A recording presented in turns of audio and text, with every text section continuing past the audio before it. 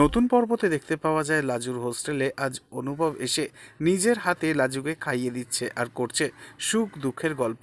হঠাৎই অনুভব লাজুর হাতটা ধরে বলে, তোমাকে ঘিরেই আমার জীবন লাজু, আমরা কেন এক হতে পারি না?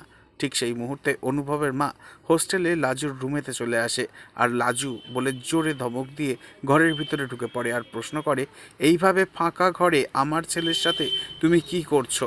এবার আমি বুঝতে পারছি কেন আমার ছেলে সময় মতো বাড়িতে ফিরতে চায় না, কেন আমার ছেলে আমার পছন্দ করা মেয়েদের বিয়ের জন্য রিজেক্ট করছে।